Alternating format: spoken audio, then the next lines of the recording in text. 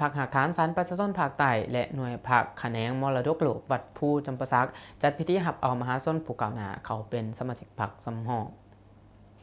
วันที่ 11 มิถุนายนนี้หน่วยพรรคหักฐานศาลประชาชนภาคใต้และหน่วยพรรคคะแนนมรดกโลกวัดภูที่ขึ้นกับคณะพรรคหักฐานแผนกแถลงข่าววัฒนธรรมและท่องเที่ยวแขวงได้จัดพิธีรับเอามหาชนกล่าวหน้าดีเด่นเขาเป็นสมาชิกพรรคสำรองของพรรคประชาชนปฏิวัติลาวพิธีดังกล่าวได้จัดขึ้นอยู่ศาลประชาชนภาคใต้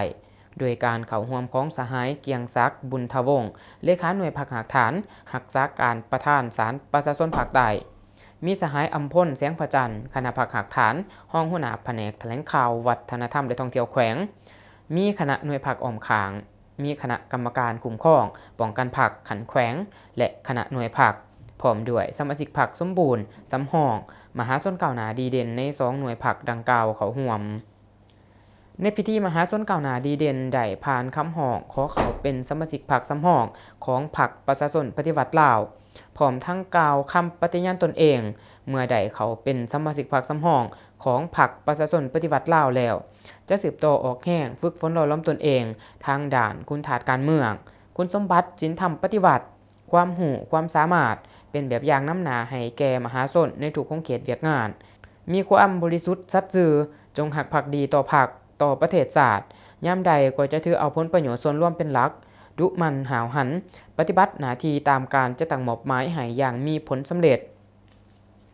ในพิธีตั้งหน้าคณะกรรมการคุ้มครองป้องกันพรรคขันแขวงได้ผ่านมติตกลงของคณะประจำพรรคแขวงว่าด้วยการอนุมัติรับรองเอามหาชนก้าวหน้าดีเด่นจากหน่วยพรรคหักฐานศาลประชาชนภาคใต้คือ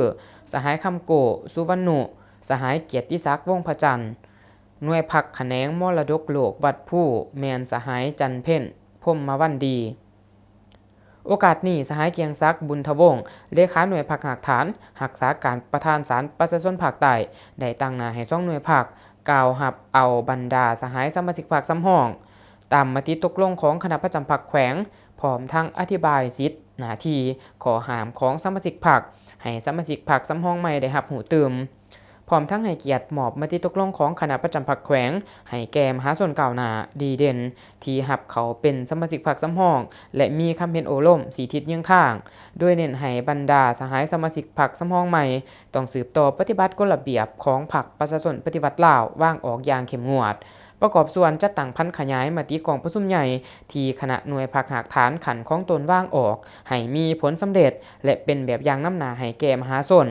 จัดตั้งปฏิบัติแนวทางของพรรคในแต่ละระยะเพื่อประกอบส่วนในการสร้างพรรคให้มีความปลอดภัยเข้มแข็งและหนักแน่นในพิธีครั้งนี้สหายเกียงศักดิ์บุญทวงศ์ก็ได้ให้เกียรติมอบใบหยองย่อของประธานศาลประชาชนสูงสุดแห่งสาธารณรัฐประชาธิปไตยประชาชนลาวให้แก่พนักงานศาลประชาชนภาคใต้ที่มีผลงานดีเด่นในการปฏิบัติเวียกงานประจำปี 2024 ที่ผ่านมาเติมอีก